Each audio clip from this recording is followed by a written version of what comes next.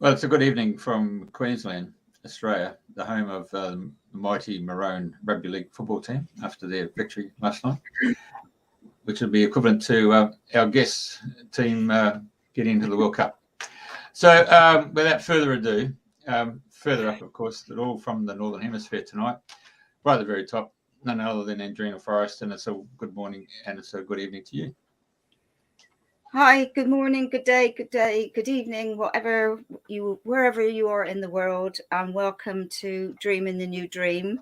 And we have a beautiful sunny day in England, heat wave predicted, so make the most of this beautiful weather. Today it's my pleasure to have Darren back again. But this time we're going to be talking about color, sound, vibration, frequencies, and all sorts of things like that. So welcome, Darren, and thank you for coming back onto the show. Andrena, thank you so much for having me back on. You too as well, Jeff. It's an absolute pleasure to be back with you again so soon. You know, we spoke about it before, but didn't expect it to be so soon. So it's a great pleasure to be here and back on one of my favorite subjects I don't often get invited to talk about these days because of other matters seeming more pressing that people want to hear from me. But sound is my one of my first loves. So it's great to be focused on that for once. Yeah, well, sound is my passion as well. As you know, I've got that many blooming instruments. I'm like a one-lady band. But anyway, yeah, so you're going to be talking about sound in a different way. I think you're going to be educating us differently. So carry on. Hang on. The only reason you got an early start, after you got an early start, was we had the great conversation, and it morphed on the hour into the most amazing natural health with diatomaceous earth and amino acids. And it was a fantastic conversation.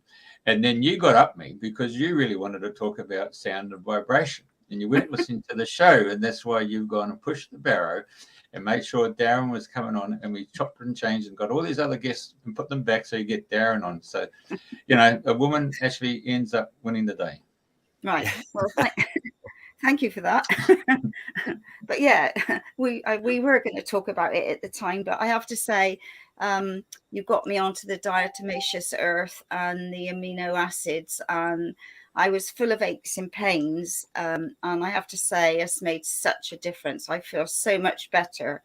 So thank you for coming on the show, sharing about diatomaceous earth, because I know powerful. we all want to be the best version of ourselves, so that we can be of service to help others, especially in these challenging times now more than ever. So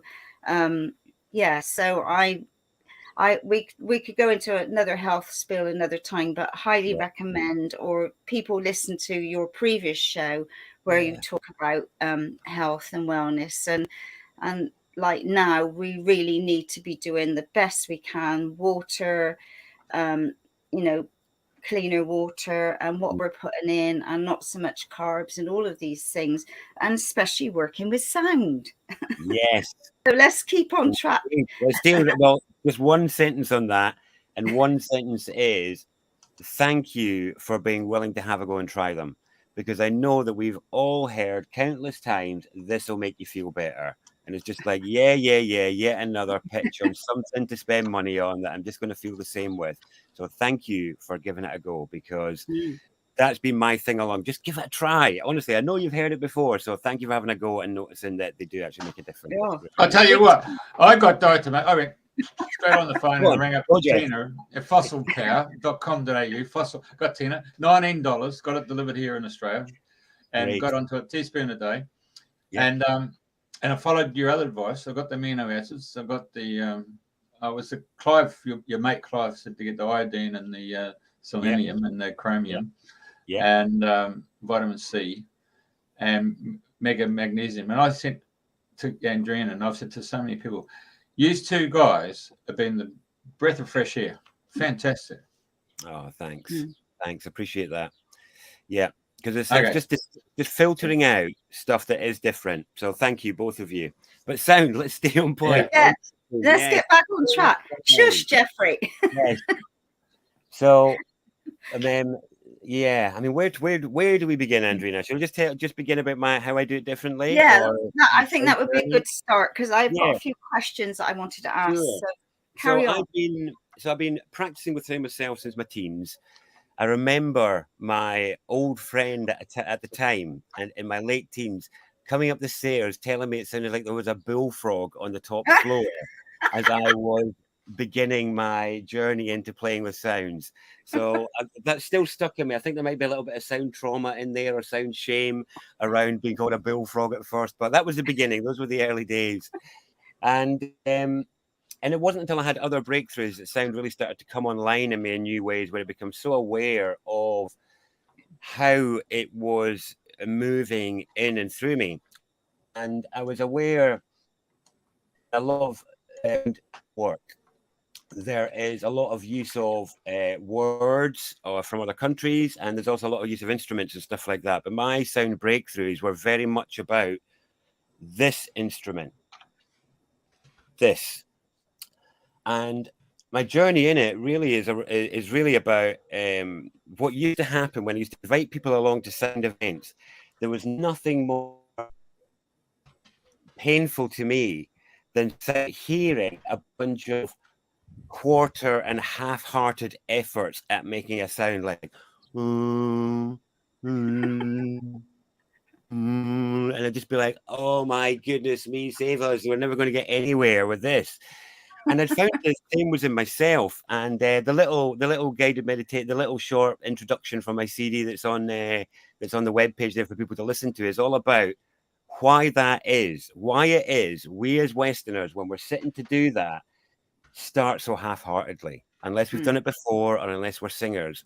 And this is a big lifelong journey now that's led me to where I am, where I've realized it's because of how we view sound, how we think about it in terms of what it is to make sounds like that. So we were trained with a few acceptable ways of making sounds that other people would respond well to as toddlers. So we know about words, and we know about singing, and we know about like random sounds. But anything other than that, our mind has the conviction that it's nonsense. And it's to do with how words work, where they work like signposts. In fact, I think it was Buddha used to say words were signposts. And he would say, because we use them to point things out. So, I mean, in the view, behind you, Andrena, I could, well, in fact, I'll do it behind me because it's easier. So I could talk about the light, or the wooden ceiling, or the patio door, and I'm pointing them out to you out of everything that you can see in my field. So I can use the word to point it out. I can talk about the patio, or my hair, or my shirt, or I can go like this. And as long as it doesn't matter if you understand my words, as long as you're a human being somewhere on the planet, anywhere that is coherent, and I'm going like this, you're not going to know I'm pointing about my hair.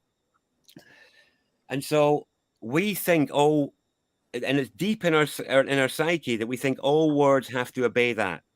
And if they're not pointing to something, then they're pointless. And that's where the nonsense idea comes in, is we don't understand what these words and sounds are. And so our rational mind goes, this is pointless. Why am I doing this? This is stupid.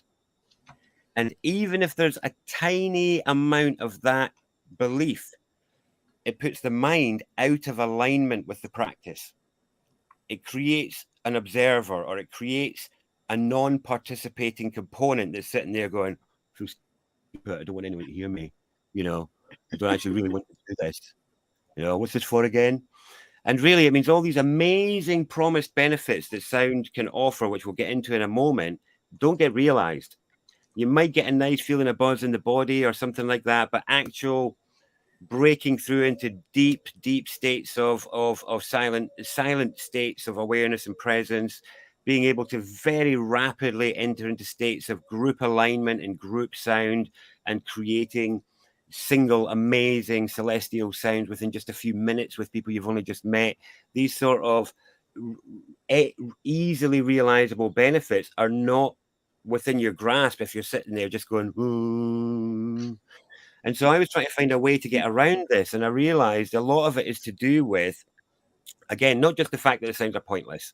So one thing is I celebrate that. I said, yeah, these are pointless sounds because they're not referring to anything. We're making them to change vibration in our bodies. And we'll get onto that in a little bit. You know, they're really what I call vertical sounds.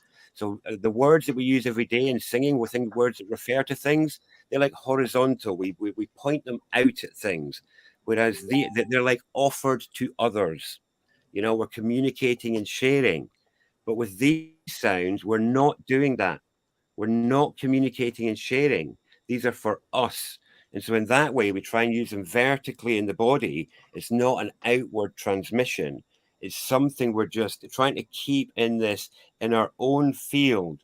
And the more we get in, the more we understand this sort of difference because there's a distinct feeling that goes with it. We can really get a sense when we start to flip into our verticality, you know, that real vertical awareness, and that doing sound well brings us deeper into that, deeper into presence, deeper into embodiment, deeper into being right here, right now.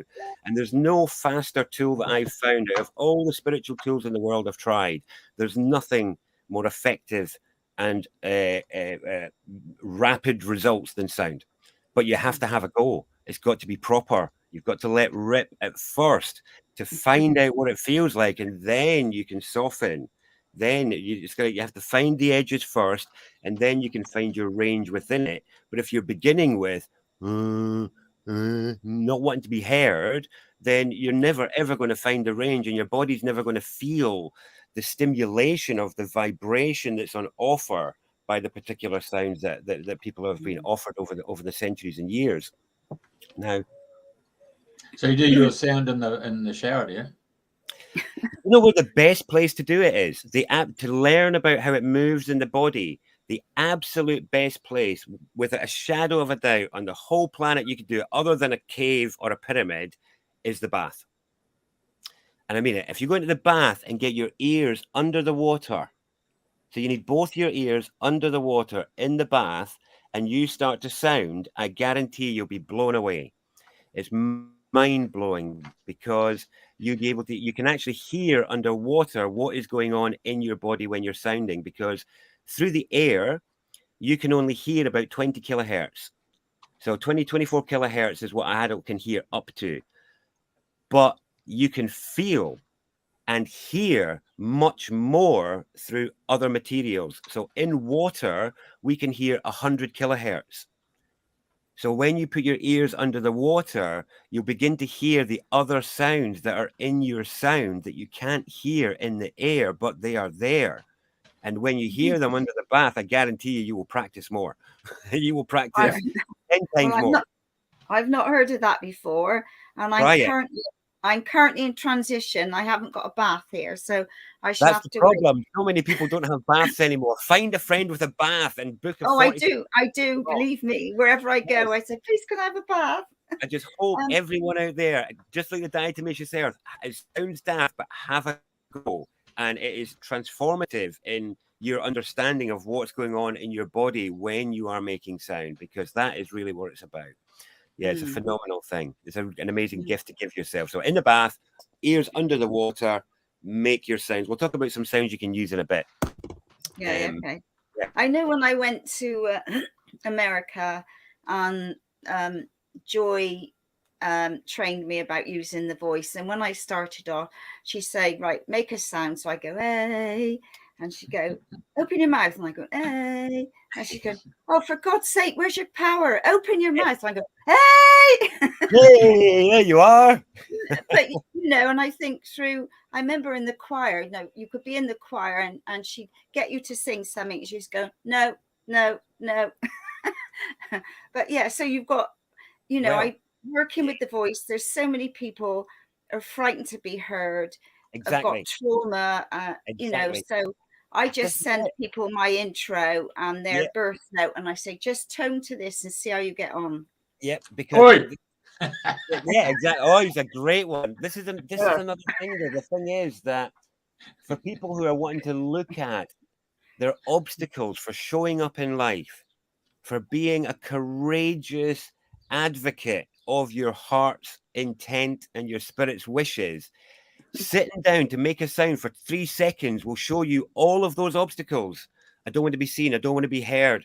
I don't want to be seen to be a fool. It's like, well, you're going to have to be all 3 of those things if you want to achieve your heart's desire. And there you go. You can be right up against it in 3 seconds with sound practice. You know, and it's like, this is not just about sounding. It really is about life, being seen, being heard. And the ability to work with sound improves both vocal courage as well as improving singing. But it is neither. It's not either of those things. It is not. And that's one thing I really hammer into people. This is not singing. This isn't, because you immediately get people's idea, I'm not a good singer, or I am a good singer, and then I'm going to sing this sound. And it's like, no, this is not singing. This is not overtoning. This is not words. We are hanging on characters and tones in the quest for pure tone in our bodies.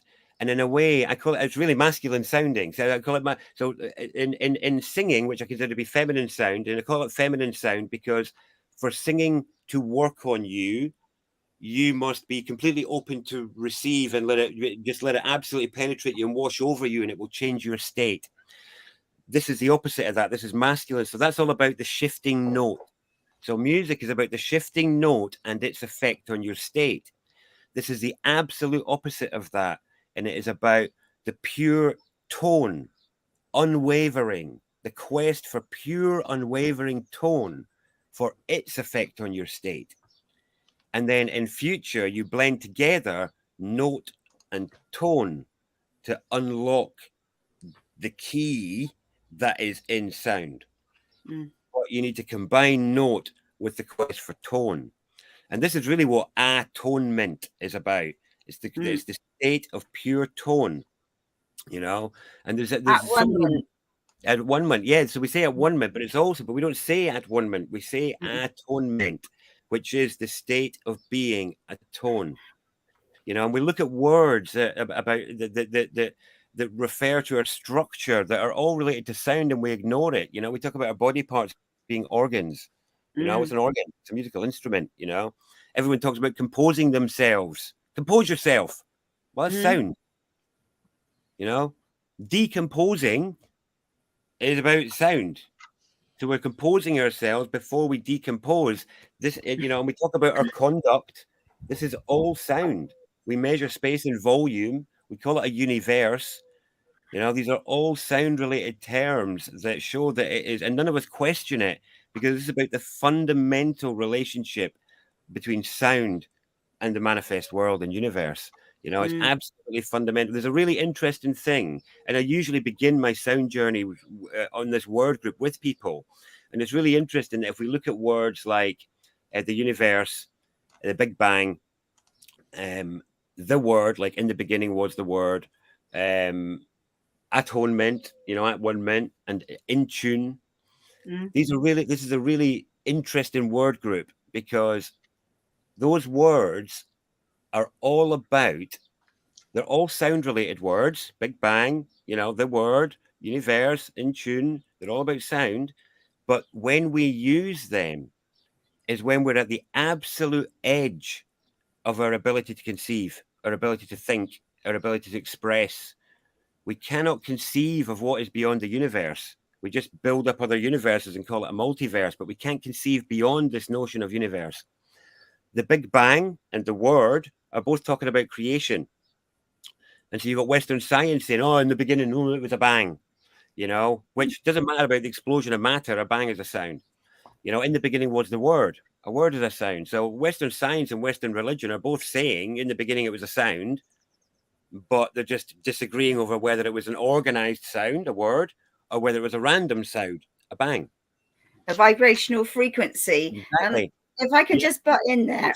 Yeah, I was listening to a talk yesterday, and he was saying that in the Hindu, the Om is the God word, and it was the length of the Om was 7.32 centimeters, and which is the exact distance between each chakra. Wow. So I'd never heard of that before, but I haven't heard of that either. Yeah. So that was interesting. Deep Pardon? wisdom from people who had a lot of time and less distraction to sit and feel what's happening in the body when working with these sounds. Exactly that. This is where the other ones, In Tune and At One Minute, are all about producing that level of knowledge and wisdom. You know, it's incredible distillation. You know, another thing, we'll get into cymatics in a bit, and it's amazing what happens in matter when humans make that sound. It changes shape into a beautiful shape when we make that sound. But just to finish that point, that so In Tune and At One Minute are terms that we use when we're at the limits of our ability to share feeling, when we're so overwhelmed by connection data that all we can offer people of, oh, I was connected to everything, it was at one minute, or oh, I was in tune with everything. We don't have anything more to offer for something that is a significantly larger experience than those words, you know.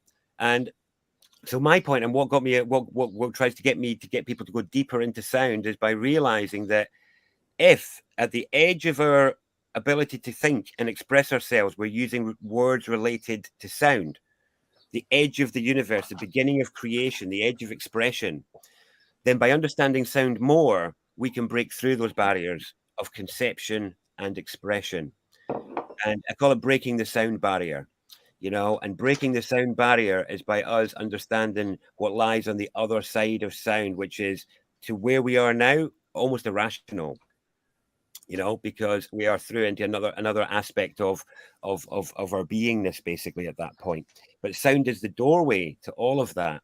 You know, it absolutely is. And one of the things I think we've got to do in the West, especially Westerners, is to get over this notion that our culture and ancestors and history are so corrupt and infested with darkness that if we want to find authentic, pure pathways to connection and atonement, that we have to import them, use other people's, resurrect ancient practices as if something was lost.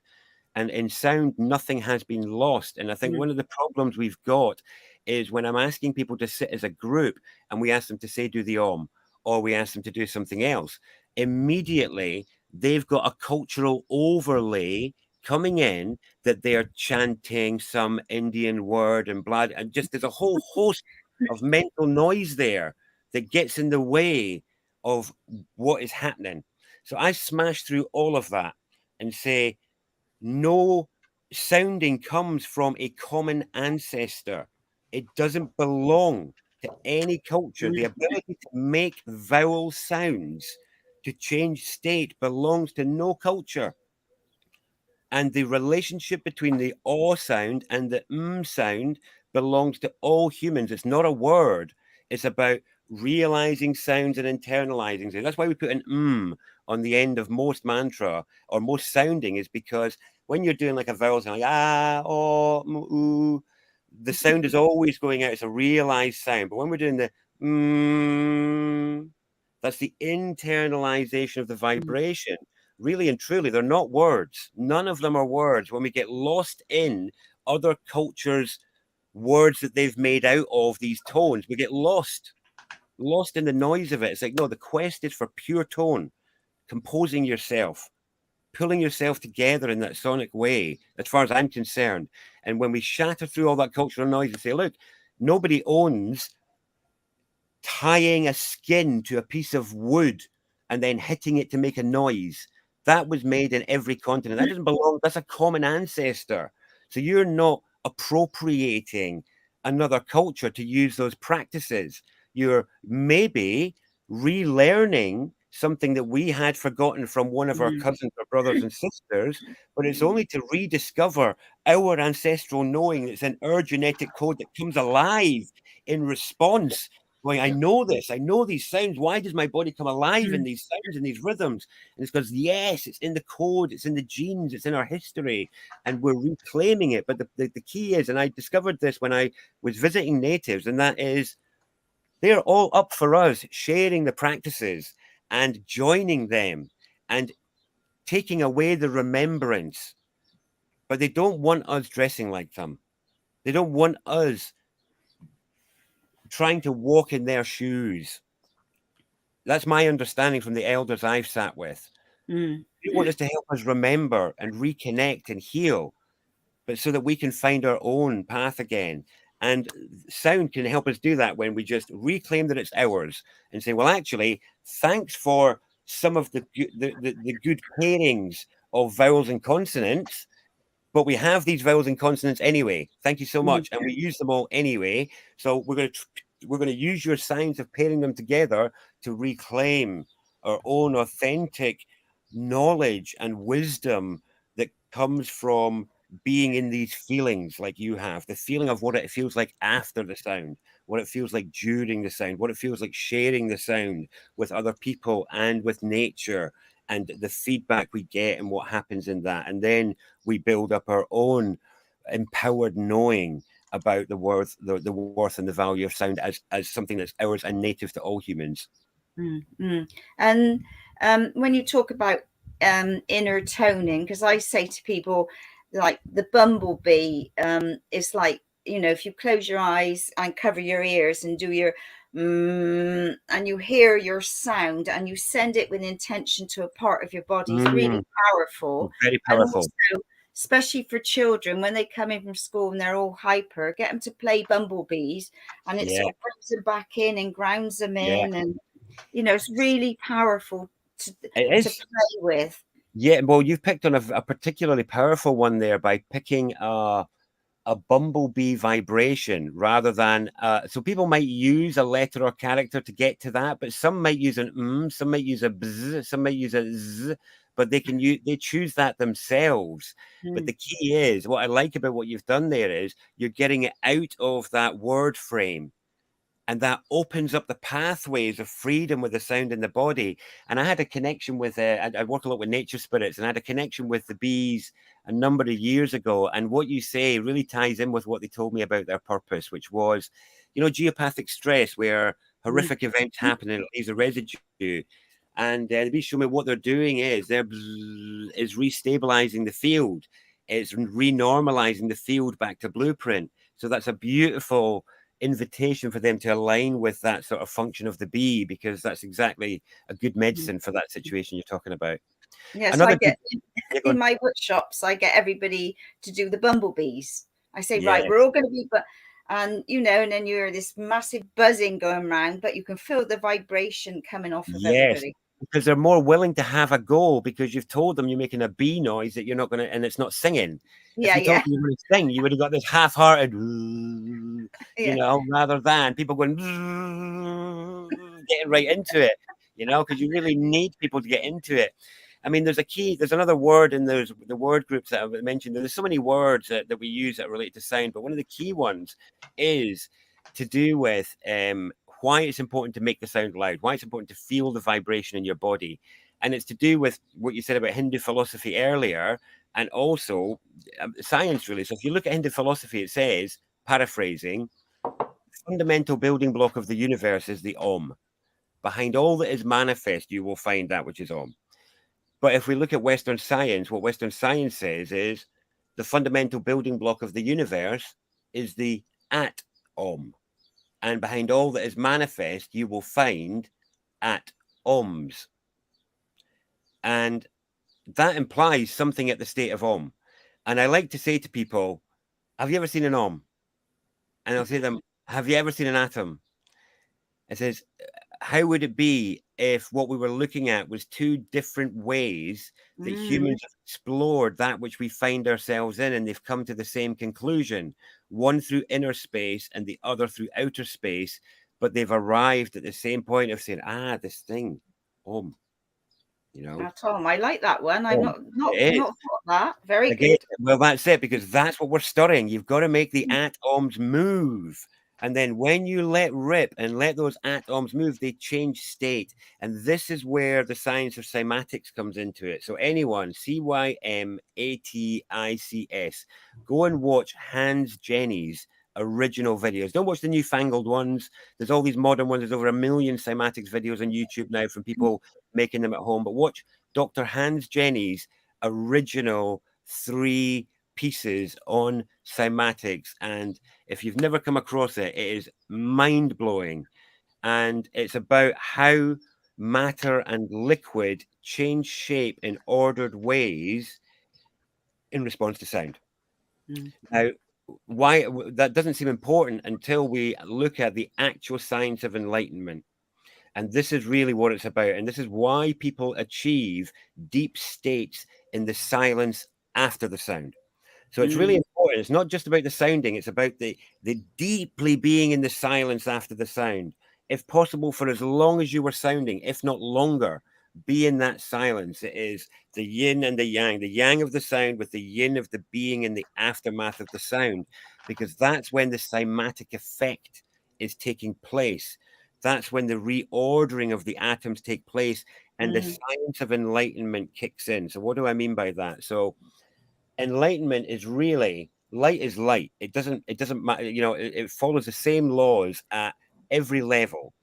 And when we look at it on the physical level, and so what I mean is visible light. So in visible light, when you're looking, see grass, you know, you've probably heard it before, but we'll just unpack it a little bit. That grass isn't green. It's every color except green.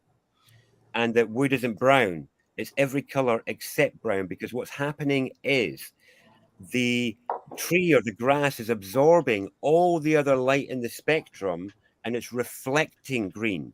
The tree is reflecting brown, and we see only reflection. We never see the substance.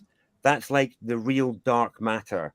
The real dark matter is all the light which is absorbed, and all the rest is reflected, refracted, bounce off at an angle, which is glint, you know, things like glint and glare, or it passes right through. Passes right through. And that law applies at all levels. Some is absorbed, some is reflected, some passes right through, and some refracts. But we just throw that in there to be thorough.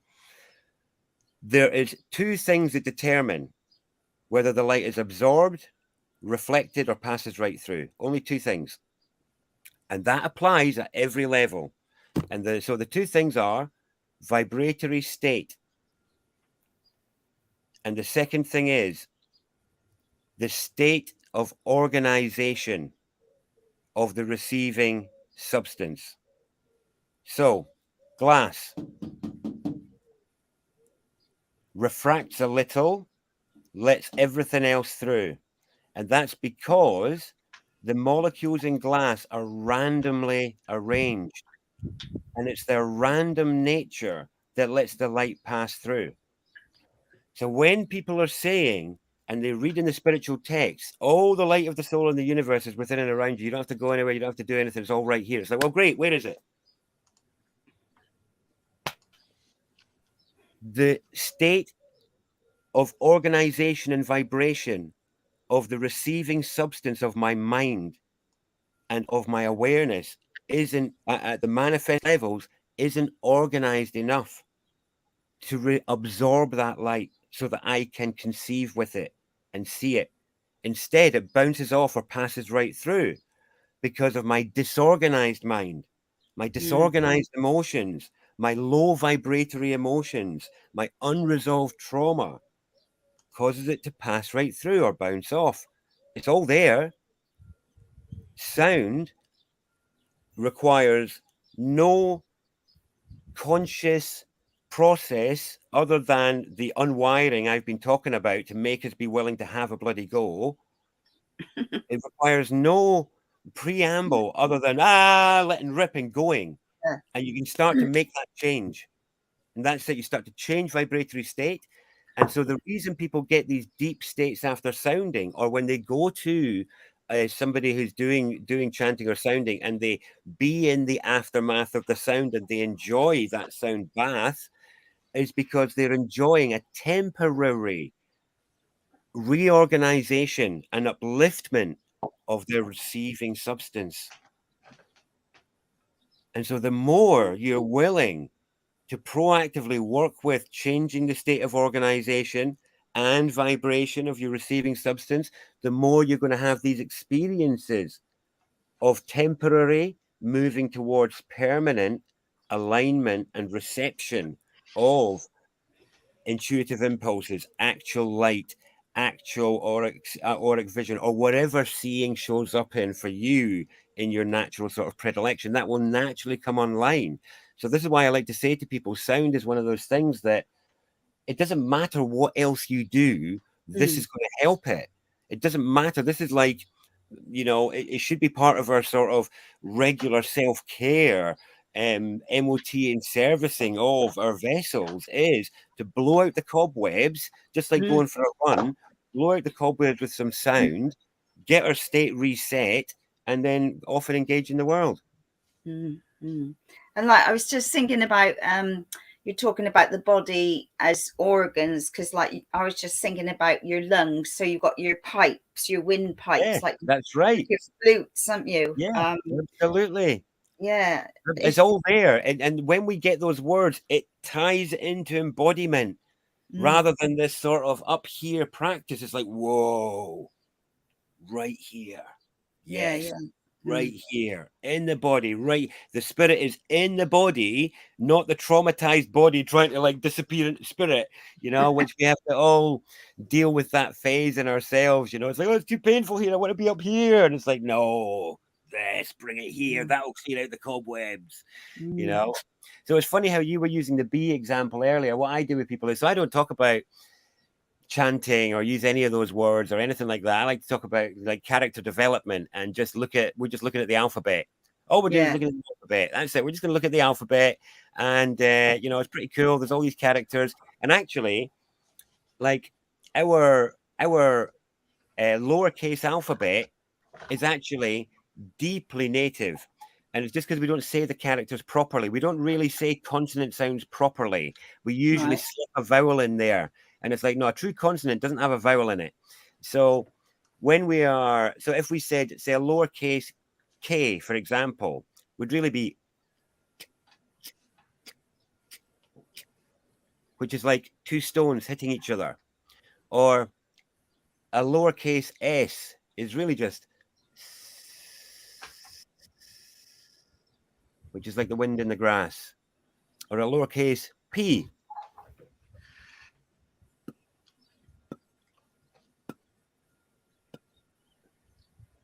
Just a drop of water on a leaf. And the lowercase z, straight from the bees.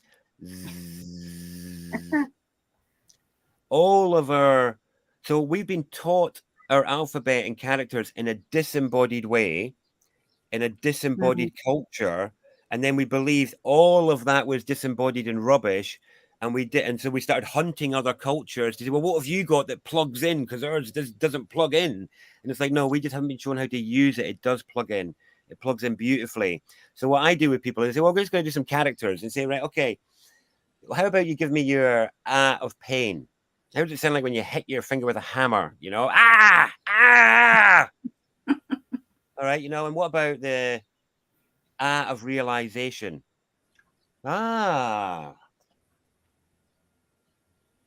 Or the of a cute baby. You know, and you've got the of shock and surprise. And this is the character of its spectrum. It's huge. It's just one. Huge. And no matter where I am in the world, if you're another human being and I make those sounds, you're going to know exactly how much I hurt myself, exactly how cute I thought that baby was, and exactly how big the realization was, whether you speak my language or not.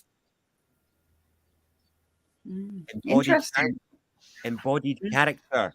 Our characters are always embodied. Of a nice meal. Everyone knows how much you enjoyed it. And then, as I always like to say to people in the group, we'll do the we'll do the, you know, now give me your oo of pleasure. And what's really interesting is when I've got a group of people doing this, like about 100 people in the room, and I say, give me your oo of pleasure. There is a micro pause. It's amazing. It's beautiful because there's a part of, and it's usually the women, there's a part of them that knows they can't make that sound without giving it away. You can't give me your real oo of pleasure without feeling it And dare you give that away in a group space with people you've never known, your real ooh of pleasure. So everyone gives me their ooh. And I'm like, that's not your ooh of pleasure. That's not your ooh of pleasure. But we know that's the point. It's deeply known. And so we begin, just forget words, forget them, just ignore them. That's where we start making sense and nonsense. With characters, we're just looking at the alphabet. We're just looking at a couple of characters, and these belong to us. They don't belong, these are vowel sounds that belong to all humans. They came from common ancestors. So then, from that place, when I say to them, it's like, well, and this is what's missing in our communication is embodied character. Embodied character. And we wonder, oh, well, I told them all about my hopes and my dreams and my aspirations and what I wanted to change, and nothing changed. Nobody did anything. Nothing happened. And it's like, well, could they feel you? How embodied was your character? Could they feel you with your of pain or your of pleasure? Could they feel that that's what you felt, that that's what your spirit was trying to communicate and connect with?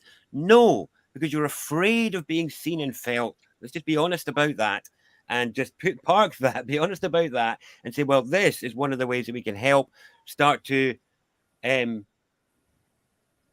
make a science of that, actually make a science of it where it's like, okay.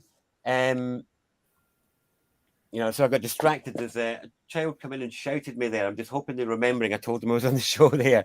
Don't worry. So, embodied character. And so what I do with people is say, well, I'd say to them, well, start to begin weaving a bit more embodied character into what you're doing without even your sounding, just even in your speech. This is about improving your spelling. We spell our words because all our words are spells, and a spell is a word or phrase of magical effect. And all spells of worthwhile magical effect change the world in some way. So if your spells aren't working, they need a bit more charge. They need a bit more oomph. They need a bit more feeling, and they need a bit more embodied character, because it's the characters that actually make up the words. And when we're just talking about them, not with them, actually with them, no wonder they don't work. No wonder. But also, you're talking about embodied, and a lot of people are not in their body, and by doing the inner toning and the deeper sounds brings you into your body so you can feel and deal with these things. Absolutely. I mean, I feel like the on the end. So I don't get people just sticking on the end of a vowel. So if we're doing an we're doing an oo or whatever, normally I'll say to them, right, we're just doing the character. We're not going to stick an on until we've got a resonance that's worth internalizing. Let's work a bit, get a lovely harmony, and then when it's feeling sweet, like a nice meal. So the is when you've got this beautiful shift that's happened. That's what you want to carry deep inside, just like the of a nice meal. So a lot of people out there I know use the for when they've run out of breath. And it's like, that's not what it's for. It needs to be an active part of your sound. Make sure you've got plenty of oomph left for your to really make it strong. It should be as active as your or your oo, and bring that deep. And what you were talking about earlier, Andrena, where you direct the sound to different parts of the body. An active at the end of any vowel pair or vowel set, it really becomes clear which part of the body wants it. Once you've got, and so it doesn't matter which vowel it is you've used, if you get a strong on the end and you're nice and vertically aligned, parts of the body start to scream out for it, and people will start to learn and feel how you direct the vibration of that into the parts that are calling for it. It's really it's a lived experience thing. It's not a theory. You have to go and do it and feel it, but it ties in with exactly what you were saying earlier about directing the sound in different ways.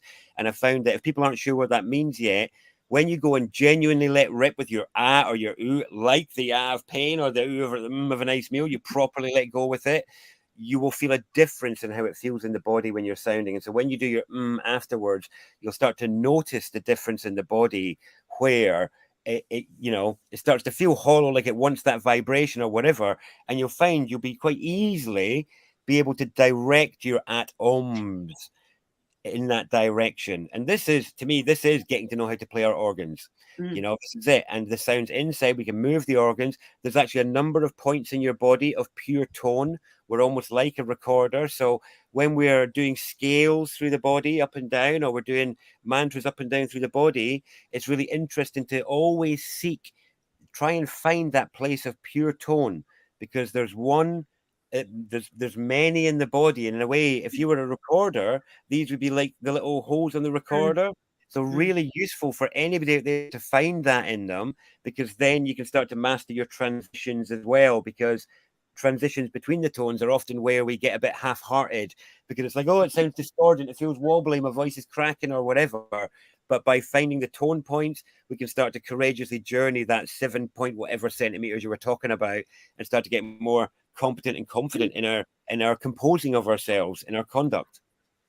And it's all about like fine tuning our body, isn't it? You know, we are the instruments, so we're tuning ourselves all the time. We are tuning. Yeah, we're getting in tune. That's it. We're getting tuned in. Yeah. I mean, we use the words anyway. And you know, you don't always realize, you say, well, you know, if I tune in, that's, you know, it could be tuning in sound wise, but actually tuning into your own inner being. Exactly. And for me, for anything, so like you say, so many people, you know them, I know them, people who say, oh, I'm getting tuned in, and they'll be sitting there, but it'll be a mental process. They're not actually embodying it. Yeah. And I think for what I've discovered in recent years is absolutely everything in the spiritual, the mental, and even the therapeutic spheres, they all require or have some aspect that is embodied that we need to find. Otherwise, we're not planting it in the soil. You know, it's not being properly grounded yet. And even if we've not found it yet for whatever aspect or concept or knowledge, for me, it will come, because I've found it with every single thing. It's like, no, until it's rooted in embodiment, we're kind of getting away from ourselves. You know, we're literally getting away from ourselves. Yeah. So where does color, like for me, with the voice work, each note relates to a star sign and the color. So I, you know, and obviously that's how I've worked all this time. So how does color work for you within the sounds? Well, this is an interesting one for me, because I'm a bit of a bloke when it comes to this, and my kind of color sensitivity isn't great. But one of the number one bits of feedback I get with sounding with people is I do a gentle open-eyed meditation to bring them out of the state, to try and maintain the state of depth found in sound into open-eyed perception. And the number one thing that people comment on is that colors are brighter. Number one thing, colors are brighter, it's more vivid. And but it's funny, what I do have to say on color relates to my work with nature spirits and divas and things like that. And I remember a connection I had from their perspective. So to me, when I say nature spirits, what I mean is the awarenesses of that maintain the forms. So it's like, so to me, I'm not maintaining my form here. I'm inhabiting it, but I'm not maintaining it. You know, there's an aspect of the earth's manifestation that's maintaining that. And when my spirit leaves it, it's going to go back to the earth at that point.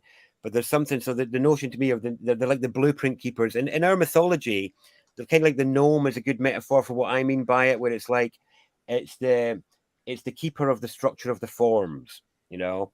So, and when I had interactions with them, they were sharing with me that they see sound and hear color, and we're on the other side of the spectrum where we hear sound and see color. And for me, my journey with color has been more in that pathway where sound and color start to become synesthetic. You know, there's like a merging of them, and I can't start to tell the difference anymore between sound and color and which one gives rise to the other. Sorry, that's just my experience. Yeah. No, you know, because that was the way I was taught in America. You know, the star sign. Like I'm a Scorpio, and the note of Scorpio you know, if you work it as a basis, is aqua blue. Well, I've got so many things aqua blue. I absolutely love it. So, you know, and interestingly, I've sort of worked with a lady, and she said, oh, what's my color? I'm a Leo. And I said, oh, that's yellow. And she said, oh, I bought a yellow car. I said, well, you're in tune with your own self, like, you know. Yes, yes. I mean, and also the chakra colors as well. And again, I think this is just ancient wisdom and natural alignment, you know, getting to know our vessel. Because I'm the same, there's certain colors I've just favored in my life. And while I haven't been conscious of it, there's no doubt that if I was perhaps a bit more conscious, I could play to my strengths more in that respect. Yeah. So do you actively use color with your sound with people? Because I like that notion, because I've done in some of the work I've done with certain mediums groups, I've loved this color sessions I've sat in on, but I've never actually thought about incorporating the two in a session.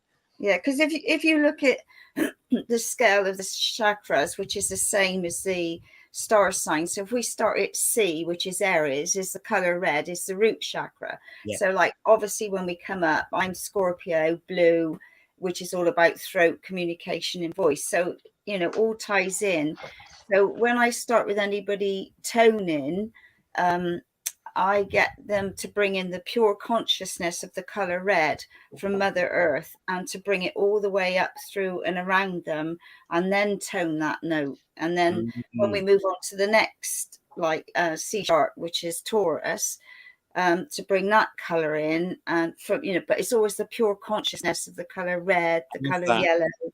And then so you've got that in your field as you're toning. So that's how I work with color. I love it, because I'm reflecting, as you were speaking there, I was reflecting on all the sort of alignment and sound meditations I've led over the last sort of, you know, 16 plus years, and realized, wow, I've been colorblind. It's like, because it's all about bringing the soul into alignment, the emotion, bringing all these things into alignment. But I've realized, you know, it's always been with either, you know, homogeneous light or no color reference. I'm really loving this kind of thing. It's just, yes, it feels supremely integrating. Again, embodying. You know, there's something embodying about bringing color into it because of the manifest nature of color. And it's interesting, some people that haven't got their note don't like that color. So if they're missing a note, it's through trauma at birth or something. So what I say, so if we use the Aries, then wear red, put a red scarf around you, start wearing that color. You know, people say, oh, I keep getting drawn to that color. Well, you need that frequency, you know, it's that color vibration. Yes. It's I remember doing an exercise, again, in one of the mediums groups I was teaching a couple of months ago, and they did a color session where there was a lot of different colored scarves brought in, and it was closed eye exercise to notice the difference of how it felt putting the different scarves on it. It was amazing the number of people that, as in everybody, even though they had no awareness of the color that was on them, that it had a difference in how they felt, because it's not just about how you feel about the color. It's about the fact that the color has an effect. The color is a thing that impacts his environment like anything else. It was quite mind-blowing. And now it makes perfect sense to weave it in with sound in this way, because it's obviously, it is about how can we enable that change of state to be as straightforward as possible. Andrena, you might as well give us a taste for the other star signs. Yeah. Colors. You're sitting there in your Aries red.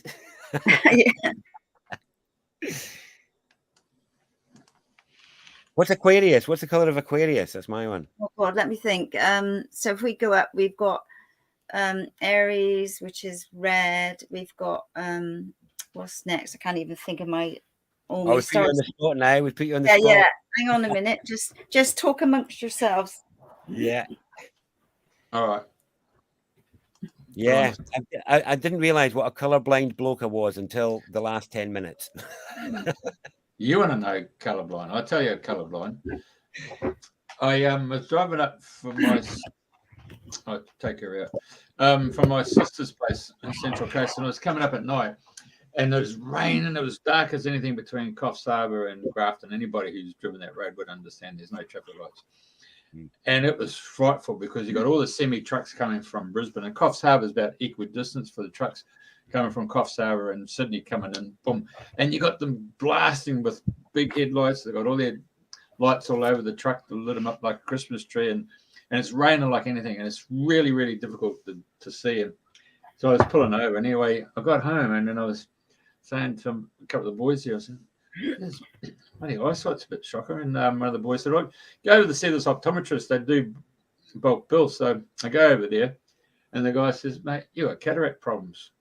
So I said, "Oh, okay." So he sent me off to the referral. So I had my right eye done. And this is going to be really interesting, brother. Anyway, so it only takes like only 20 minutes. They just cut there and vacuum it, put a new one in, you know. So after a couple of days, I get the nurse ringing me up and said, "How's it going?" I said, "You tell Mark, baby," because that's the doctor, Mark, but, you know, "Hey, you tell Mark, baby, he's gave me a female eye." I said, "What do you mean?" I said, "For the very first time, these females, they talk about all these different colors of red, you know, citrus and the bloody, magnolias and all these other different shades of red." I said, "Now I understand." And so the right eye was just fantastic. All these color shades of reds and the blues and the greens. It was absolutely magnificent. And then, of course, I'm looking through my left eye, which is normal, and I'm thinking, oh my God. And now I can understand why males, you know, have 16 bloody colors, you know, base colors. They really don't see all the different shades. And so, you know, it was a real experience to me, mate. So, yeah, if you can't see all those shades, you need to go and see ophthalmologist and go and get some cataracts done. Find a female want to swap eyes. It's like, do you want to swap an eye? Do you want some like distilled 16 color for a bit in one side, and I'll swap you for some full spectrum? No, that's like Macbeth and those three witches and the sharing the eye there, brother. Yeah. But anyway, I said to Mark, I said, "How come you have to wear sunglasses?" I said, "Mate, you don't have to wear sunglasses. These days, when they do the cataracts, they've got UV in them, so you don't need sunglasses." I said, "Oh, very good." Anyway, we talked so we can get Andrena back on. Yeah. Because great segue. With the virus and all sorts of things, I've sort of stepped back from doing sound work. So I've just been playing with my instruments, and I did a workshop with that. So if I go through the notes for each person, so C is Aries, which is the color red. C sharp is Taurus, so that's an orangey red. So I'm more of an orangey red. D is Gemini, which is orange. So I'm today I'm working on the lower chakras, if you like. Cancer is yellowy orange, and Leo is E, which is yellow. F is Virgo, and that's sort of a yellow green. It's and then you've got F sharp for the heart, which is like the color of grass. Then you've got G, which is Scorpio, which is aqua blue. Then you've got Saggy, which is a deep royal blue, and that's G sharp. Capricorns are the note of A, and they're the color violet. And what else have we got here? Aquarius is purple, and that's the note of A sharp. And Pisces is B, and it's the color magenta. I can find a little chart to show people, and it shows just a body, and then it shows like each chakra with each note and each color. So I mean, and it's just amazing distilled wisdom. Amazing. So it's bringing those notes back into your body with the color, and through trauma and what have you, people are frightened to express themselves. And I put on my website, it's not no singing required, because that's the first thing people say is about singing. And I say, well, I sing, but I'm still working on the singing. So, and that's not the immediate offer. Wonderful. Well, you've really opened my eyes to some color incorporation in these last 15 minutes, I have to say. I've learned from you, so it was a perfect timing for you to come on and share about sound. So it's lovely to get that. I'm just awash with color at the minute. I'm a bit like my cogs are running away on color now. Well, you're wearing the Saggy color today, so you're working on G sharp. It must be, that's it. It's just come alive. Yeah, and I went through a long period of wearing purple, actually. So it was interesting to see that Aquarius is purple there. Julia actually shared a mention there that yeah. No, I've worked with Julia in Australia, done a lot of her singing workshops. So great. Well, thanks, Julia, for the comment. Yeah. Well, there you go. There we go. That's goodness me. What a share. Well, I think you've answered a lot and shared a lot and given me more to think about when I'm sat here doing some toning. So yes. And anyone out there listening, own it. If you're going to sound, make a proper sound. Just think, I'm just going to play with this character. You know, I'm going to play with this letter of the alphabet and see what it feels like. And just give yourself that freedom. You know, give yourself the freedom to reclaim it, because it's a natural part of our heritage and a natural part of our power. Yeah, I like to think we're all kind of sonic gardeners. Oh, definitely. We're the lost sonic gardeners that have to find our way back to sharing our sounds freely with the earth and with love. Yeah, and sharing, you know. And I mean, like children, they're so vocal. They sing and dance and they'll scream like you know, like people have said to me in the past, it's good to scream and get it out. I said, I can't even scream, but if you put me on a roller coaster, I know I would scream because yes, you've got it in I us. would find my voice then. Oh my God. Anyway, we won't go there. I'm not going on any of them. No, I don't do them either. I did in my youth, but not anymore. Flip. Me too. My kids have been trying to entice me on. I'm like, no. My days of that, no. Yeah. Hey, those days are gone. Yeah. Just coming back to running a bath and laying in the bath and just dropping your ears under the water and then playing with sound. There's a place in Glastonbury. It's in the Glastonbury Abbey, and there's the kitchen. When you go in there, there's a couple of sweet spots. There's one directly right under the apex of the roof linement, and you can actually get in there and you can tone away. The sound's pretty awesome, and yet you can go into these corners, and your sound is completely dead. It just doesn't go anywhere. It's amazing. And, that's a spot. But there's another spot in Glastonbury. It's in the White Well. White Springs. The White Springs, yeah. So I went there with Willem one day, and we were there, and it took a while just walking around to find the spot. But when we did, what an awesome spot that was. And so that's two. And then, of course, there's another place in Somerset called Wedmore, and there's these churches that they build on ley lines, and you can get there and you can hear all those choristers, singing like you see in the big abbey and the cathedrals. But in those little stone churches, you can get around there and you can do an amen, because then everybody outside thinks you're Church of England singing away, and then you find the spot and then you get into it. So, but I tell you one that's right out of left field, is when you get into the stairwells of high-rise buildings or in the multi-story car parks, and you know where the stairs go, like boom, boom, boom, boom. So if you get in the bottom there and you just tone, that sound travels up there like the spiral in the DNA. Wow. Yeah, really awesome. Yeah, that's cool. I'm well up for trying that. And anybody out there who's got a yurt, anyone with a yurt, I believe they are sonic structures. If you get under the crown of the yurt and get everybody out, you can't have it full of people because it's basically a speaker. It's like a speaker cone. And if you stand under the middle of it, you get a wall of sound around you. It really is phenomenal.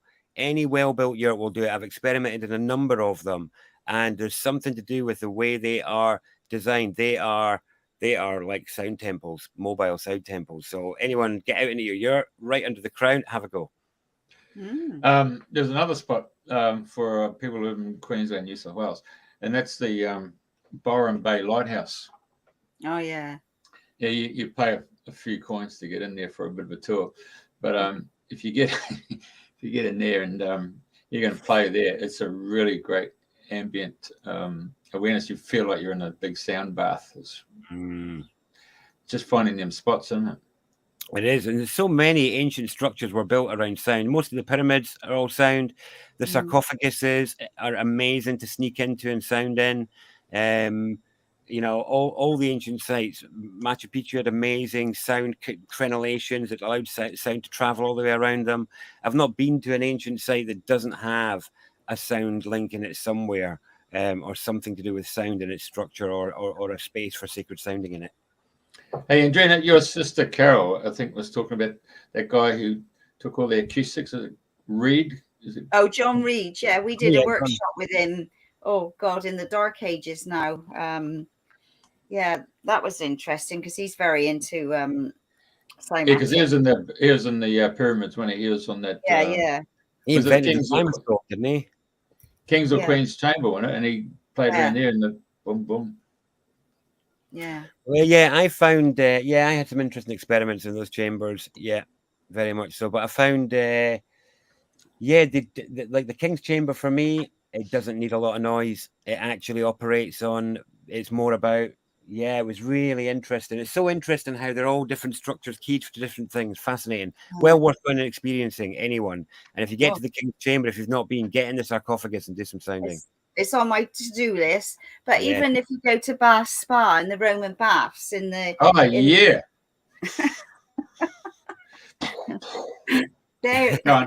go. Go on. They're really powerful to tone in, you know. They're like just a sonic chamber. But and there's talking something of you can sound, get used of. Can you get used of it to go and sound in it, or is there going to be others in there at the same time? You just do it. You don't ask. You just sit in there and sound. And people in the glass, the circles, the circular motion, the glass, and they've got aromatherapy fragrances in them. So you can go from one. They're actually steam rooms, basically, isn't it? And you go there, and they've got seating around them. Yeah. I played with that one, and it was really messy. But interestingly, the lambs have just started off here. There's 3 black lambs here, and they're I think they're about 3 months old now. But talk about vocal. Oh my God, they are so loud. But they don't say ba, they say ma. I've never realized that before because you know, I've not sort of really been around lambs, but oh my God, they go ma all the time. And it's not ba, so I don't know where that came in. Yeah, so, it's funny. It's like different languages have different ways of making the animal sounds. So like we see moo, but in the Czech Republic they say boo. And it's like, well, we're just trying to recreate that sound, but it's, you know, they're just words at the end of the day, though, aren't they? Whereas, like you say, you get more of the embodied sound, that's worth more. Yeah. And also, Andrew put about the 111 frequency, which, so, you know, the Solfeggio numbers. Yep. Right. Well, in between each of those, so in between 528, 639, 7, blah, blah, and whichever way you go is 111 between every one of those numbers. I got you. Okay, the interval, so, right? Which is very powerful. Yes, I didn't know that. And I do have a 111 tuning fork, which is very big. And then, what do you notice with it? Is it powerful?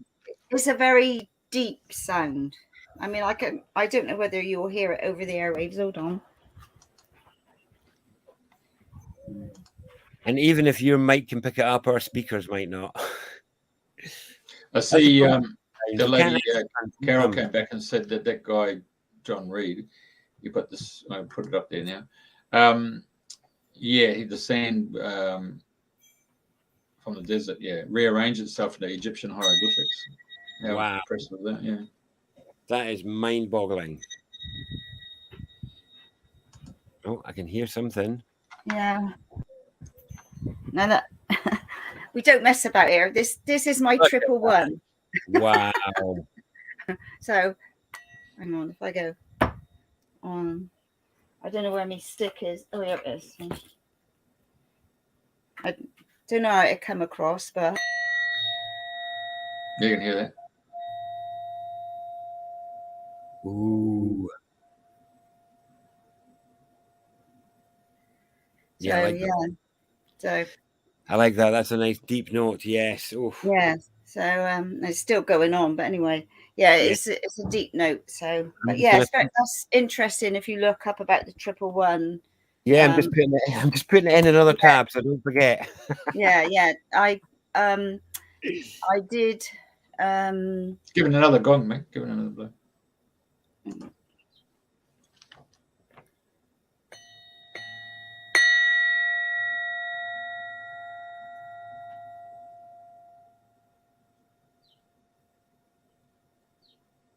I can't hear it now. Yes. No, I can, but can you?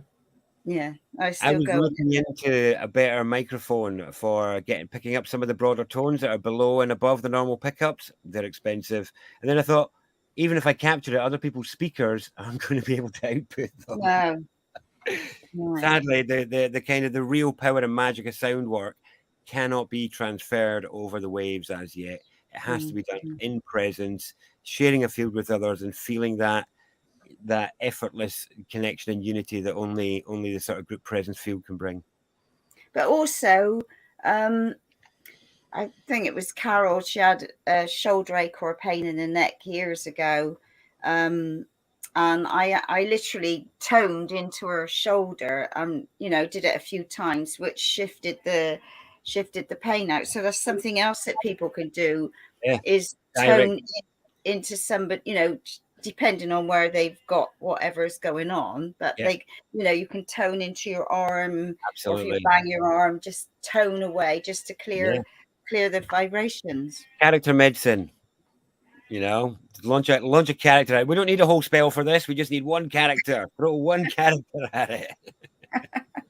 Let's not overcomplicate it. I'm going to change the subject somewhat.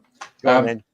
We're going to have to wrap up soon anyway. English language spoken by different ethnicities, or like if you have the French speaking English, or you have the German speaking English, or the Dutch speaking English, or the Scandinavian speaking English, or the American English, or the Canadian English, and the Singapore English, Kiwi English, Aussie English, the phraseology and the intonation and the inflection in the voices, it can really, sometimes they can feel like fingernails going down the blackboard, isn't it? I know what you mean. Yeah. So what have you investigated, or what have you come up with when it comes to that manager? My kind of, this is in linguistics, accent is perhaps a great mystery still. There is no, as far as I'm aware, there's no sound theory for accent as yet. And for me, in my journeying, the only thing I've come up with is that the land seems to produce it in the same way that it produces fruit varieties, English strawberries, Scottish raspberries, things like that. Because I was moving around a fair bit when some of my children were babies, and I'm Scottish. My partner at the time was Czech, and we had a child, a toddler, who was only really mingling with us and some of our circles of friends, and yet still starting to sound like a Herefordshire farmer when she was talking. And it was like, well, how could she have this? She's not been around people with those accents. I've got my accent. Partner's got a Czech English accent. The other people around were from different parts. It was a little community project, so there were from people from all over the place. And yet still, she was starting to speak like a local. It was just bizarre. That was where I kind of got that. Now, I think she had 1 day a week of nursery or something like that. But they were all pre-verbal kids. It was a bizarre thing.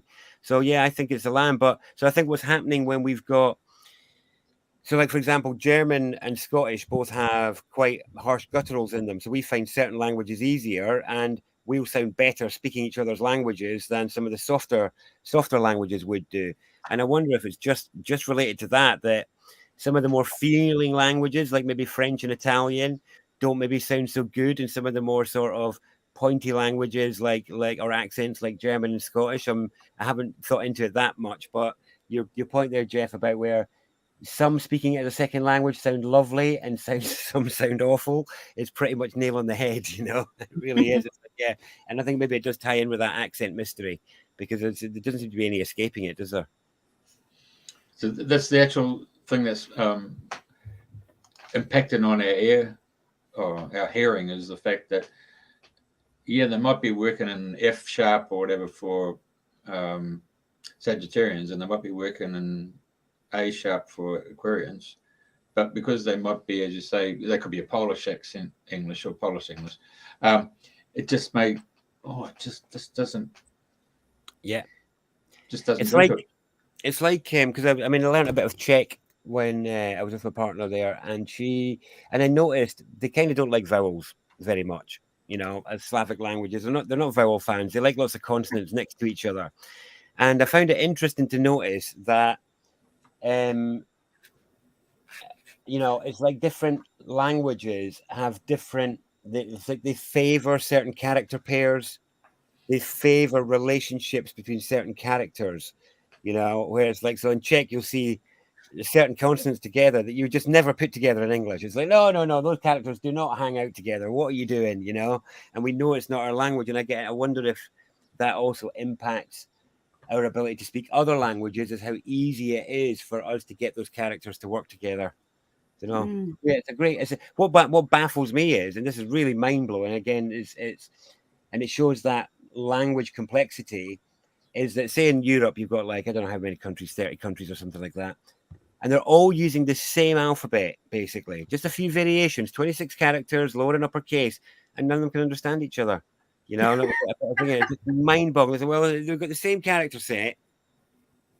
It's absolutely mind-blowing. But what I love about the character work is it's like, but we're through the same on the character level, because when I go and when you go it means the same thing. I'll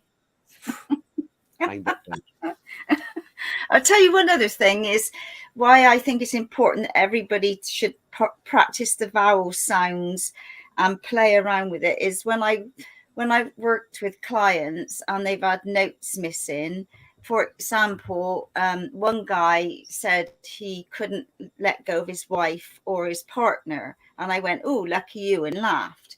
And this is when I had a huge ding dong moment. And I said, well, what's their star sign? So, for example, say they were a Scorpion, a Saggy, which is G and G sharp. When I looked at his chart that we'd worked with, he was missing both of those notes. So he was coming from a place of need because he needed those frequencies that they had, which he didn't have in himself.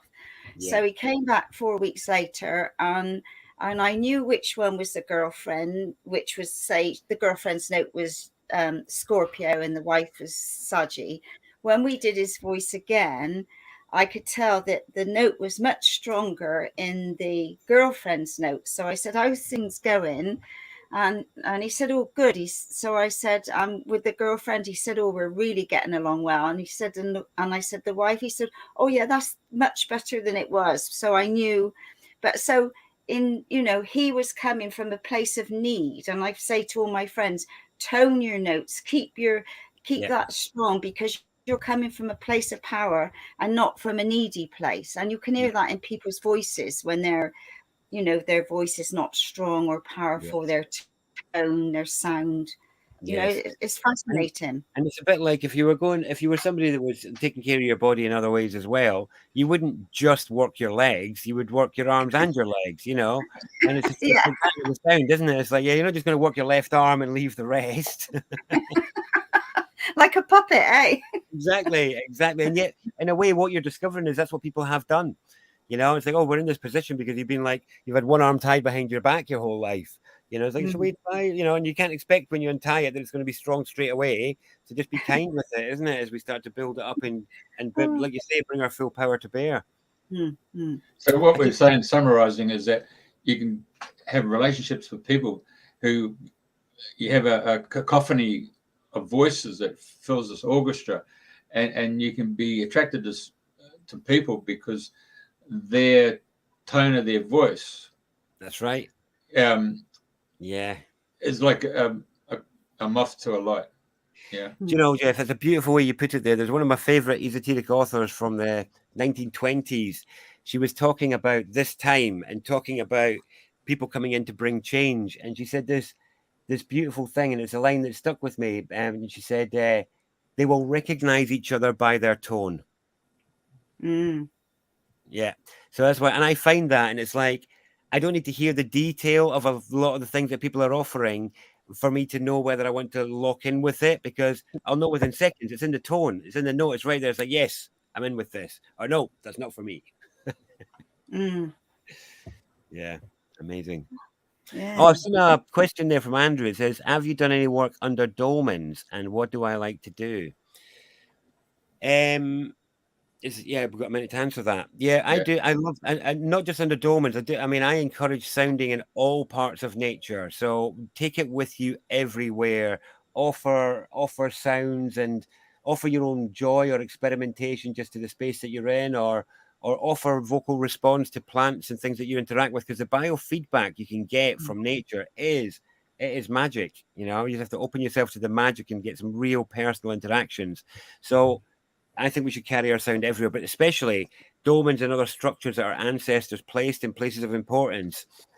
So what I do first of all is I'll usually look for the area that is of seeming focus importance, you know, and get myself into that. And I'll stop and I'll make sure I've got my eyes shut for a good few minutes. Doesn't matter how many people are there or all the rest of it. Got to get tuned in, as Andrena would say.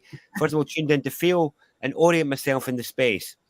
And then what I'll usually do is just, you know, almost make an offer, because to me this is what offerings are. You know, I make offerings when I go. That's the answer. I make offerings. I make offerings of sound. I'll make offerings of scents that I like, or I'll often take things. So if it's a place that I want to go and work in future and I want to build a relationship with, then I'll take things that I have come to understand are of value to the natural environment, which is new smells, new structures. Like, this is where salt and other things come from, and even diatomaceous earth I like to take, because it offers new structure, new code to that area. In the same way as we might be stunned by the first time we ever have a mango that's come from the other side of the world, we'd just be stunned by this fruit that's just so different from the local apple. This is what it's like when we offer new shapes or sounds or smells into the places we wish to honor in nature. So I always like to choose things that I love. And so I'll take things that I love, and it's offered from a place of, hey, I love this and I want to share it with you, you know. And so from a place of offering, I will feel out what sound just comes as it seems to feel like it wants to come out, and I'll make an offering of that sound, which is just to make the sound for myself in the space. But it's always looking for that immediate biofeedback, as in, it's almost like I feel like a bit like a bat echolocating to find out what sound is being asked for in the space. And so I'll often run through a few sounds, and what I'm actually trying to do is to find out which part within me resonates with this space. Because this is what, so when I discovered this when I was working with the pyramids. I spent quite a lot of time in well, relatively speaking, quite a fair amount of time sounding in sarcophaguses and pyramids across Egypt, and found that what made them work, as in what made them activate, which means you get a standing wave or you get a repeatable change in state. So standing wave is when the whole place comes alive with vibration, and it's like the walls, the air, and the sounder are all at the same rate. They like all dissolve into one field, and it's like the sounder is gone and there's just the breath of maintaining the sound. So getting into the standing wave, I managed to achieve that in a few pyramids, which is really something. And what I found is that to get that, and I've now achieved it in some certain natural places as well, caves and whatnot, and it is that it's like you need to find the mineral that is in the environment around you that can vibrate within you. And it's the thing, you directing sound from and in there activates the resonance in the space, and you get activation. So and it's not, I found it's not about volume. For example, the Great Pyramid, I found that the most effective thing there was like a sound on the edge where breath and sound meet was what worked there. But in other places, it's something else. So the real thing is to play, experiment, and see if you can find what that place wants. So you can either go just in, if it's a place that was used for sound, then I recommend what I was just saying, try and find the resonance. If you're going, you just want to share, then go from that place of making an offering, seeing how the nature responds, and then, you know, see what happens. It's like going for a walk, isn't it? You don't think about the second step after the first step. Mm. The fingers go after each other. Bring that into your sound and make the first one an intuitive response, and after that, play and explore until you find really what works for you. Because to me, as Westerners on these lands in our old ancestral spaces, we're having to rediscover and remake our songs, rediscover and remake our chants, the words that we might build out of these character building blocks. And so that's what I'm seeking, and that's what I invite you to do as well. Find your songs in nature by offering character and seeing how nature invites you to stick them together. And that's what makes it work. Yeah. Especially doing it with a tree, sit by a tree and just tone. It's powerful. Absolutely. Trees will quiver in delight at you sharing their sound with you. Last week, in Australia here, we had NAIDOC, which is Indigenous Week. And I went off to one just down the road here at Bentley at the historical village. And it was a cultural day where they had 3 different dance groups from the Aboriginal community. And they all come up to do a dance that would probably go for 3 or 4 minutes at a time. And each one was a dance that represented a member of the animal kingdom. So you had the kangaroo, the Deojee, which is like a mammal in the water, the kookaburra, the wood pigeon, and just think of all the different animals. Emu. Yeah, so the dance and the stuff, I mean, there's nothing better than having the didgeridoo and the clapsticks and the boys doing their tones. Yeah, it's spellbinding, isn't it? So I think that answers your question, because it brings another question. Is English the main language that we should be using in order to get our message across? Because we've actually discussed English being spoken from different countries whose English is not their mother tongue. I mean, there was a time there people said, "Oh, Esperanto would be the language we should be using." But when you go back through history and you see the language of the Egyptians and the Israelites, or the Greek, or the Hindu. I mean, there must have been a sacred language, or not a sacred language, but a language that came from the stars. Yeah. That everybody utilized because it had a tone to it that obviously helped them to manifest what they required from the ethers. If I answer that, Jeff, you're going to end up having to invite me back for another show. Because there's no way I can answer that in the sort of time we have left here today. That's for sure. But for me, that is a great question, and it is a great mystery that, and I do have quite an answer to it, though.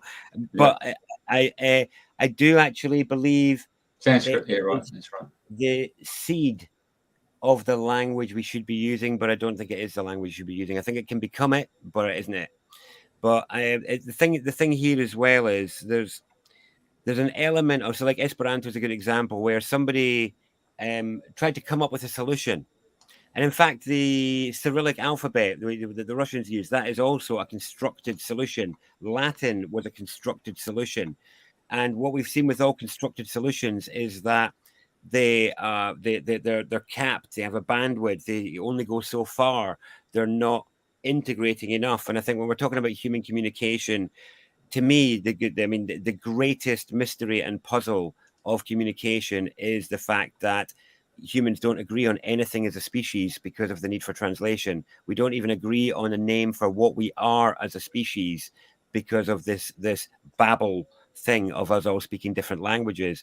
And for me, there is rather than constructing an answer, what I try and do is look for the patterns that are already there. Because what I've found is we're not here to try and force the world and bend it under our will, although we may try that at first. For me, what I've found now is I'm much more trying to respond to what the world is trying to show and encourage from me. And so when I'm looking at the sound work and also the language, because I do stuff on language development and the evolution of language. That's why I said this is a whole conversation that maybe you didn't know this was a can of worms you might open on me, because I do a lot about what language can evolve into and how important it is for us to evolve language as a part of our upgrade. You know, it's like we understand an upgrade in an operating system and all the rest of it, and we've upgraded our sensory systems and our awareness systems in recent generations, but the language, the thing which refers to experience and refers from experience, hasn't updated.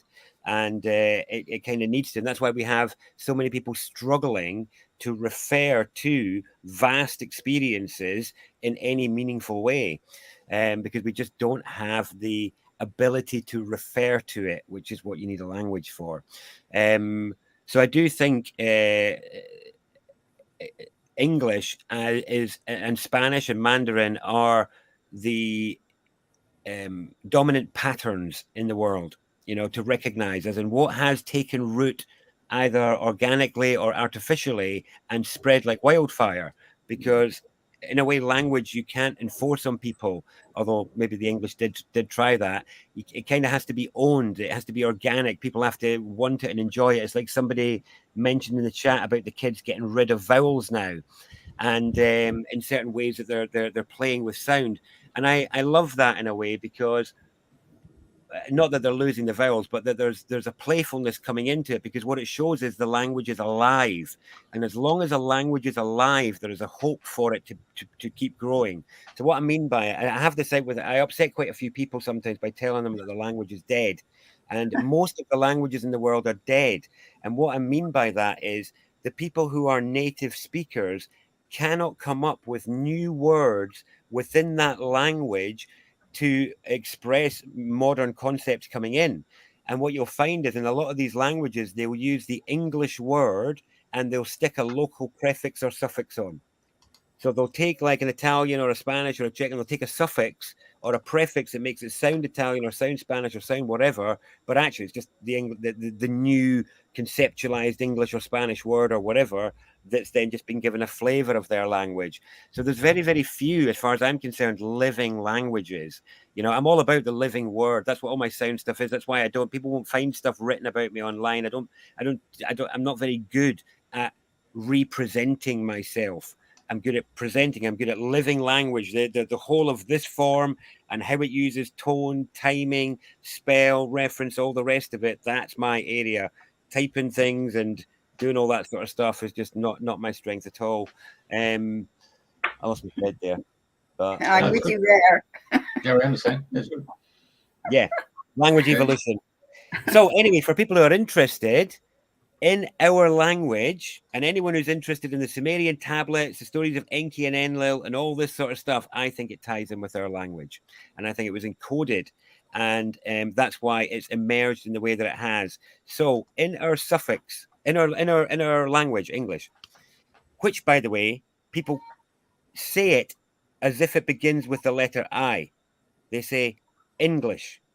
It's not English. It's English.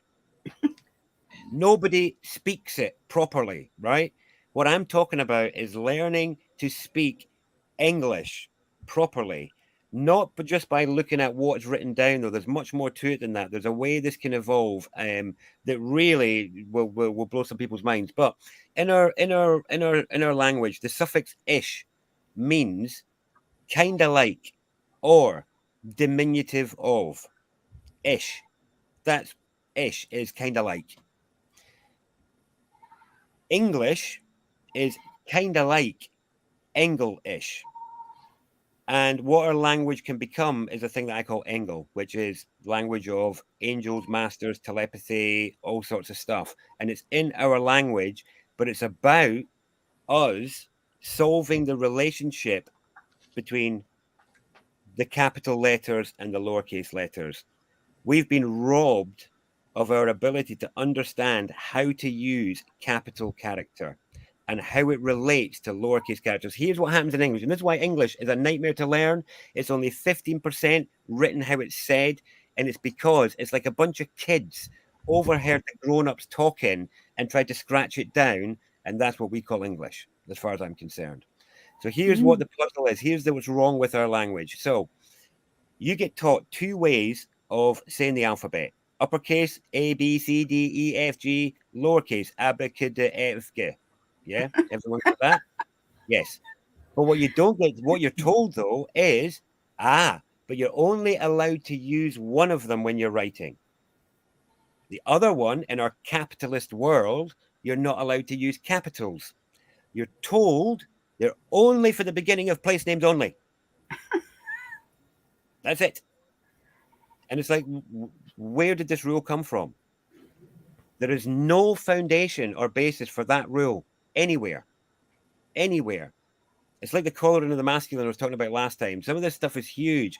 Our capitalist culture is related to the throttling of our ability to understand capital character, what that means in our mind, in our spirit, in our consciousness, as well as capital sound. Now, here's the crazy thing, and this is why we have to use lots of lowercase letters that don't sound anything like that when we're speaking. You know, we use so many. It's like there's so many. That's why it makes it so difficult for people to learn English. But what is really interesting is we're told we're not allowed to use the capitals in writing, but we use their sounds all the time. All the time. We use uppercase and lowercase all the time, but we don't write it.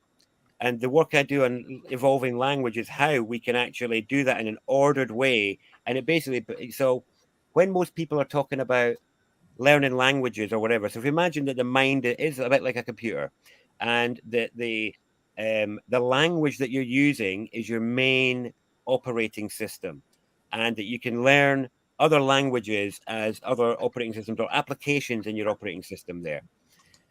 But all of those operating systems across Europe and the Western world are all using the same machine code of the alphabet. So you can install all the different applications you want on your computer and it stays the same in its performance. You make a machine code upgrade and everything changes. It all improves, all of it. What we're talking about here is a machine code upgrade to our understanding of language in a way that it will fulfill what you were talking about, Jeff, when you opened this can of worms 10 minutes ago, which was Yeah. the language as we've got it is not fit for purpose, but the building blocks within it are.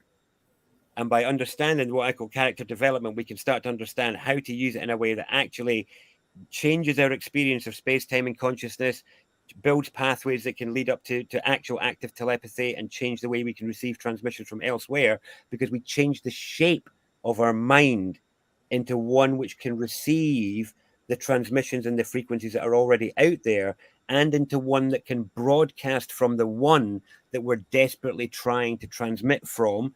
But this English overlay creates distortion patterns too.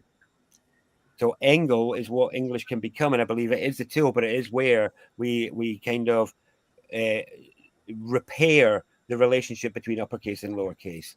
But that is not a conversation I want to start here today. But I did want to drop it here because if anyone's interested, then I've got a whole course on understanding the evolution of language. Right. Well, that's brilliant. I think we better save that one for another show. Sorry about that can of worms, Jeff. Jeff, you started that one. I do apologize for the last 10 minutes, everybody, but he did start it. We can finish it there.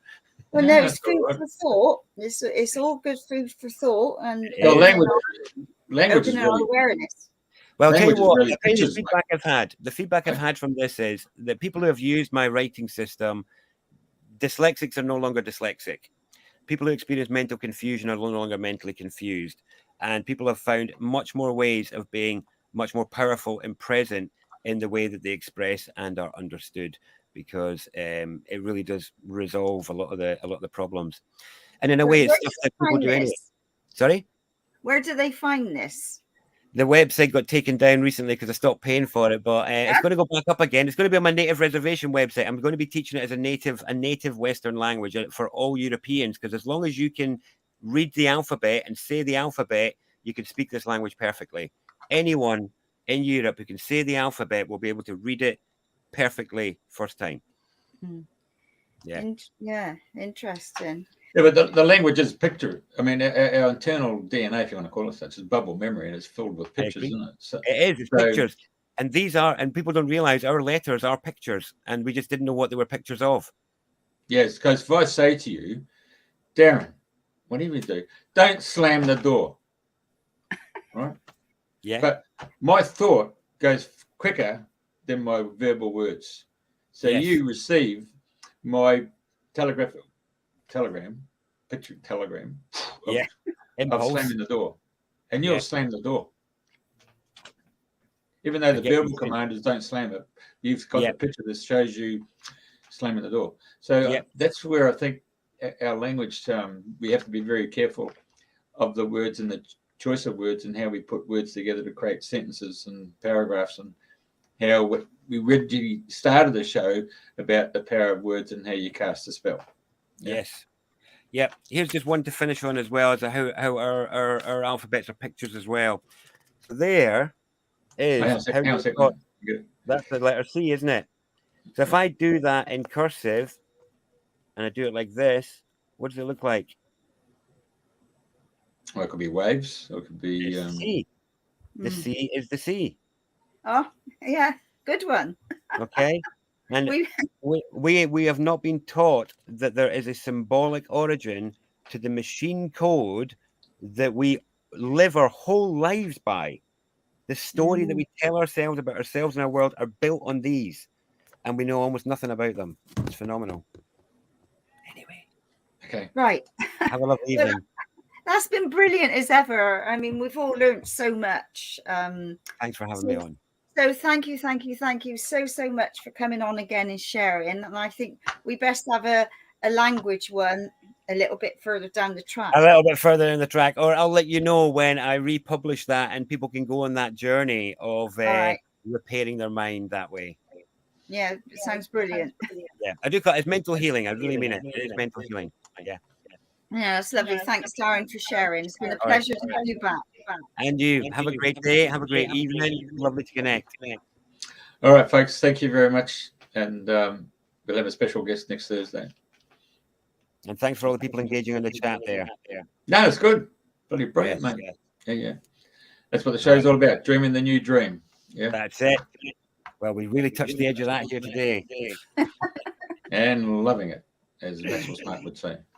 All right. Have a great one, people. Take care. Much love. See ya. Thank you.